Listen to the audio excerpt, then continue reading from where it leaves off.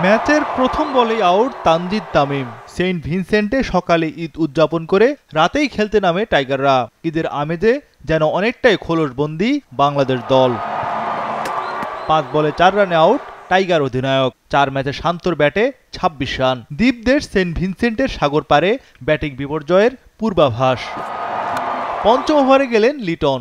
তিনি করেন 12 বলে 10 রান। নেপালি দর্শকদের উল্লাসে তখন মাতোয়ারা পুরো স্টেডিয়াম। হতাশা বাংলাদেশের। আশা দেখেও টেকেননি হৃদয়। এই ম্যাচে তাওহিদ হৃদয় 7 বলে করেন 9 রান। পাওয়ার প্লের 6 ওভার শেষে টাইগারদের সংগ্রহ 4 উইকেটে 31 রান। হতাশা আরও বাড়িয়ে রান আউট মাহমুদুল্লাহ রিয়াদ, যার সংগ্রহ 13 বলে 13 রান। 10 ওভারে বাংলাদেশের সংগ্রহ মাত্র 57 রান। সাকিবও টিকতে পারেননি। 22 বলে 17 রান সাকিবের। 61 রানে ষষ্ঠ উইকেট পতন। নেপালের স্পিনের সামনে টাইগার ব্যাটাররা যেন পুরোপুরি অসহায়। লেগ স্পিনার লামিজানের ভেলকি, তানজিম সাকিব 3 ও জাকের আলী 12 রানে আউট। টি-20 ইতিহাসে রশিদ খানের 53 ম্যাচের পর দ্বিতীয় দ্রুততম বোলার হিসেবে 54 ইনিংসে 100 উইকেট নিলেন লামিচান। কোনো রকমে 100 পার। 19.3 ওভারে 106 রানে অল আউট বাংলাদেশ। রিশাদ হোসেন 13 ও তাসকিন করেন 12 রান। নেপালের টার্গেট 107 রান। তানজিম সাকিবের দুর্দান্ত বোলিং। তৃতীয় ওভারে 2 উইকেট নেন এই ডানহাতি পেসার। কুশল ভুটতেল 4 রানে আউট। দ্বিতীয় উইকেটটি অনিল শাহর। অনিল শাহ আউট 2 বলে 0-তে। অধিনায়ক রোহিত পাউডেলকেও ফেরান তানজিম সাকিব। দলীয় 20 রানে গেল তৃতীয় উইকেট।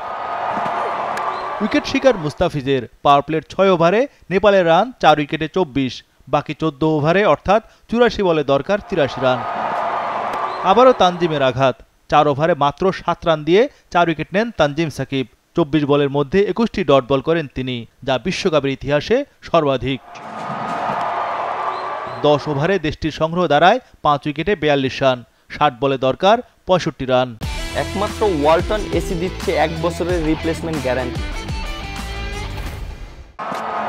দেখে শুনে খেলতে থাকে নেপাল। পরের 5 ওভারে ওঠে 23 রান, উইকেট পড়েনি। 15 ওভারে সংগ্রহ 5 উইকেটে 65 রান। 30 বলে দরকার 42 রান। কুশল মাল্লা ছিলেন দায়িত্বশীল। দীপেন্দ্র সিংকে নিয়ে 50 রানে জুটি গড়েন কুশল। আশা যখন শেষ হয়ে যাচ্ছিল তখনই দৃশ্যপটে আবির্ভাব মুস্তাফিজুর রহমানের। এক পর্যায়ে সমীকরণ দাঁড়ায় 18 বলে 29 রান, হাতে 4 উইকেট। 18তম ওভারে তাসকিন 7 রান দিলেও নেন 1 উইকেট। 12 বলে দরকার 22 রান, হাতে 3 উইকেট। বোলিং এলেন মুস্তাফিজ। অবিশ্বাস্য বল করে মেইডেন উইকেট নেন কাটার মাস্টার। শেষ ওভারে টানা 2 বলে উইকেট নেন সাকিব। এবারে বিশ্বকাপে প্রথম উইকেটের দেখা সাকিবের। 85 রানে গুটিয়ে যায় নেপাল। মুস্তাফিজুর রহমান 4 ওভারে 7 রানে নেন 3 উইকেট। বাংলাদেশের জয় 21 রানে।